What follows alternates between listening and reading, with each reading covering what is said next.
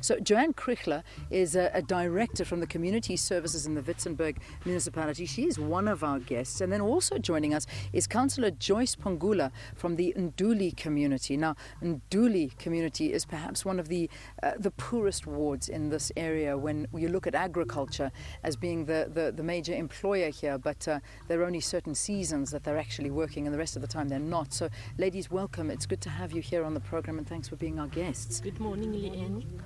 Joan, let's begin off with you. What would you say are some of the greatest social challenges in the Witzenberg area? You know, Leanne, Witzenberg has a population of more than 116,000 people. We have 12 wards. In 2009, 3 of our wards has been declared as national warn poverty wards, and that is Bella Vista, it's Nduli, and it is also PA Hamlet.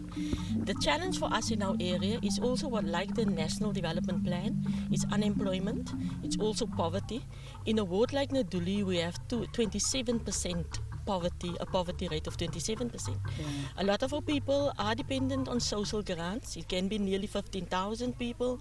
We also have indigent households, more than 3,000 that is dependent from the subsidy. Then we also have, social ills like your substance abuse, violence against women and children. The one thing that we are sometimes worried about is our people that is in vast rural areas, our farming areas. Just for them to, for instance, access a social grant or maybe an ID document is very challenging. Yeah. So we are sitting with this type of challenges.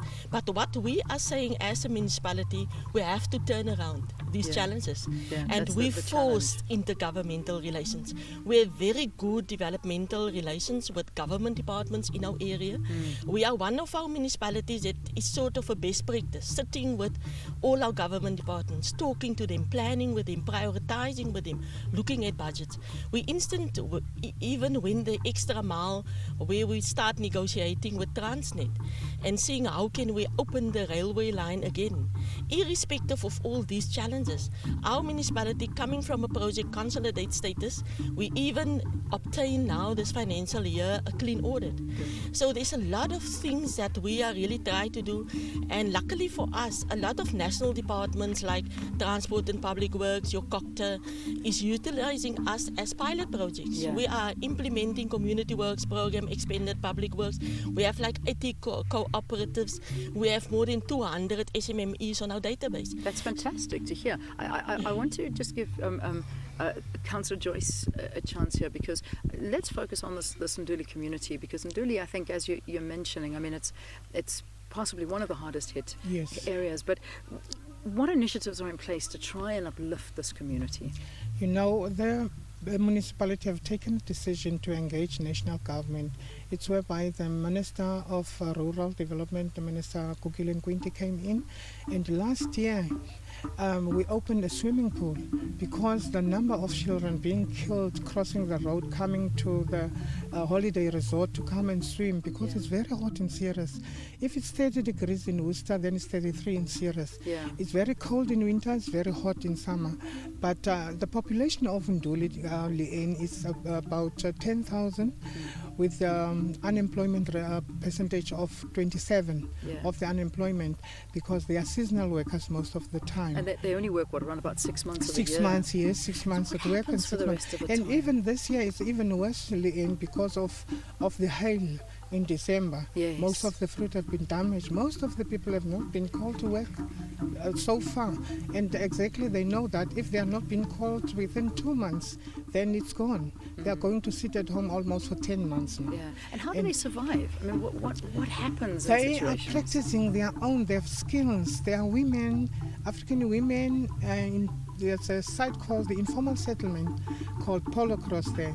They are doing beads, and the youth, gambut dance, they're attracting tourism, the chisanyamas, and those people, but they still need assistance to grow. And we have the assistance of CBI in Ceres. Those are the group of farmers, CBI, that has extended a friendly hand to work with the municipality, with the communities, to fast track and develop Nduli. So I think we invite now tourism to come and invest their money in Nduli, because the population is great, people are skilled, the youth is very vibrant and active. There are many things that you can see in Nduli, but they just need a boost, a financial boost. And CBI, the Serious Business Initiative, there's a group of farmers from the Kowaboko field that now has also played a role. They've met with the taxi industry saying that we want to professionalize transport so that in the first place people feel safe when they are utilizing your transport. And then there are disabled people living with disabilities that are in a container. They are making bags that they are selling for stimulating, whatever they are doing. But unfortunately, they are in a container, which is not good for them. No, people not at living all. with disabilities. Now that's why we are inviting all tourists to come and make a turn in Ceres. Even Yuli, and you have seen how beautiful Tulbach is. Exactly, and I need to go up there. From Tulbach to Ceres, it's 28 kilometers. Okay. So go make a turn, you will see the need to invest your money. Fantastic. So we say to the investors, they must put their money where their mouth is. And that is Nduli. They will get the necessary results if they invest in Ceres, in Nduli specific. How can you resist Councillor Joyce Pungula talking to us and uplifting the communities at the same time? Ladies, thank you. I know it's a short time to try and talk about such major problems, but at least we've gotten it out there and spoken about some of the issues that are affecting the residents here in the area, the smaller communities. I mean, when you think about it, only working 6 months of the year, I mean, what do you do? And some being unemployed for as much as 10 months. So it's tough. There are tough times here. But thank you, ladies, and just keep up the good work that you're doing. Thank you very much for being with us. All right, now, besides this area that we're broadcasting,